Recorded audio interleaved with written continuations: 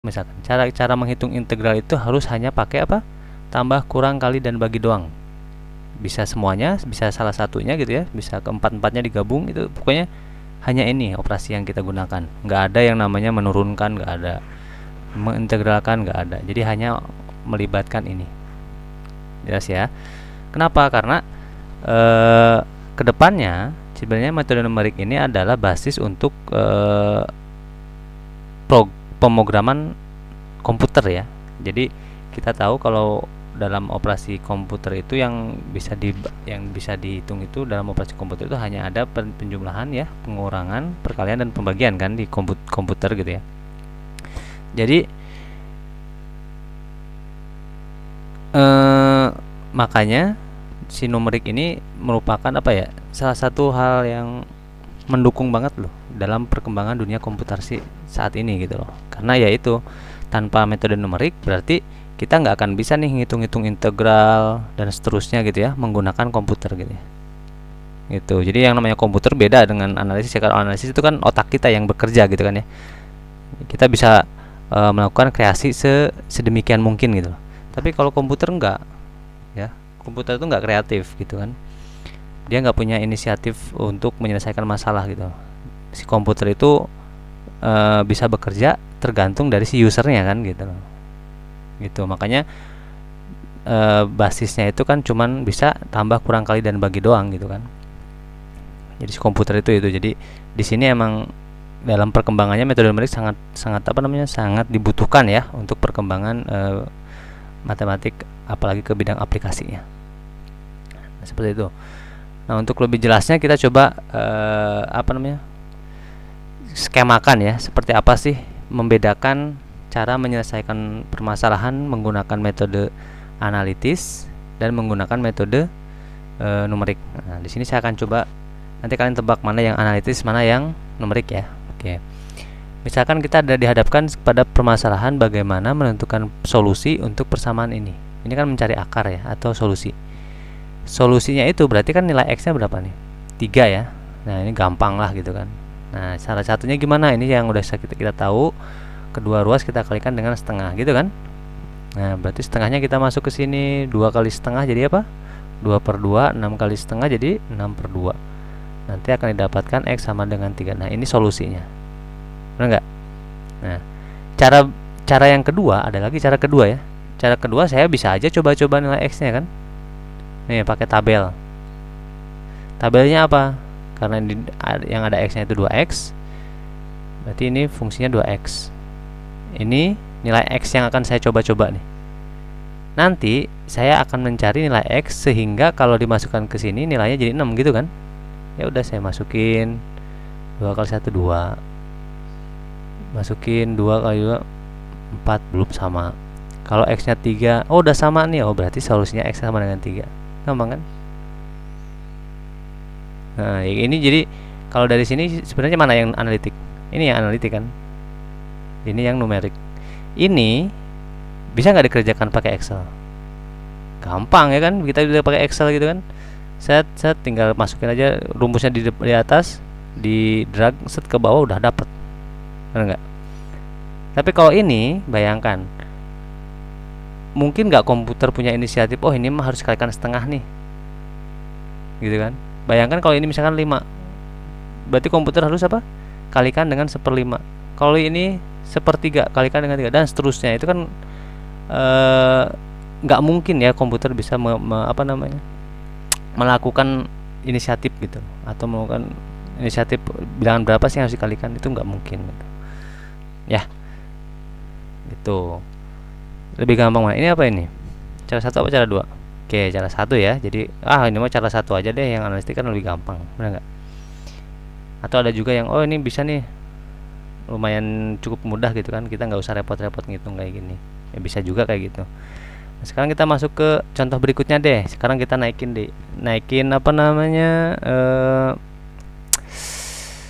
derajatnya. Jadi misalkan ada tentukan solusi positif ya, nilai X positif untuk persamaan X kuadrat min 3X tambah 6 sama dengan 10. Nah, ini persamaan kuadrat. Nah, mencari nilai X persamaan kuadrat ya kan. Nah, saya yakin udah pada mahir dong, udah tingkat 3 gitu kan. Nah, kan belajar SMP nih waktu dulu sama saya Kapsel gitu kan, jadi harus sudah mahir juga. Coba kita untuk menyelesaikan ini kan algoritmanya nih ya, analisisnya kan berarti kita buat ruas kanan jadi 0 dulu kan. Dengan cara apa? Kurangi aja kedua ruas dengan 10. Ya kan? Nanti akan didapat x kuadrat min 3x min 4 sama dengan 0. Nah, nanti yang 3x ini kita pecah. Ya kan? Kita pecah menjadi apa? 4x dikurangi x. Jadi kita pecah supaya apa ya? Si 3 ini dipecah menjadi dua bilangan yang kalau ditambahkan itu menjadi min 3 atau jadi 3, kalau dikalikan jadi min 4 gitu kan, yaitu 4 sama min 1 gitu kan ya, diingat lagi. Jadi 3x ini kayak gini, sama kan ya. Nanti ini kita buka kurungnya jadi x kuadrat min 4x min kali min plus dikurangi 4, ini bisa difaktorkan lagi yang ini kan, x keluar, x min 4 ya, ini x di distributif, ini kita kasih kurungan gitu ya, di kurungan x min 4 nya kedepankan gitu kan, kedepanin ini x tambah 1 gitu, ini dapat faktornya gitu ya. Dan berarti ada dua kemungkinan, x min 4 sama dengan 0, x tambah 1 sama dengan 0. Berarti akan didapat x sama dengan 4 atau x sama dengan min 1. Nah gitu ya. Ini lumayan agak panjang nih, agak ribet dibandingkan yang pertama tadi, bener nggak? Ya ini kan analitis kayak gini. Ini pakai metode apa? Faktorisasi. Ada juga yang pakai rumus apa? Rumus kecap boleh. Tapi udah ada agak ribet kan? Coba kita bandingkan dengan yang cara kedua. Cara kedua ya gampang ya, ini fx-nya gini, set. Ya udah kita coba-coba aja. 1, 4, oke, 2 belum, 3 belum, 4 oh sama dengan 10 nih. Oh berarti x-nya 4. Sama nggak? Betul, sama tuh. Ya, udah mulai ya, kerasa ya, gampang kan pakai ini kan. Ini kalau mau negatifnya juga gampang, tinggal di drag aja ke atas rod gitu kan, ke bawah. Udah mulai nih, kebayang kan enaknya numerik. Oke, contoh berikutnya. Nah, sekarang ini tambah ngesang lagi nih kayaknya nih ya. Ini x pangkat 3. Oh, ini lebih polinom derajat 3, lebih susah lagi gitu kan. Cara satu analitis boleh gini, set gitu kan. Dibuat jadi 0 dulu, jadi min 55. Ini faktorkan jadi kayak gini.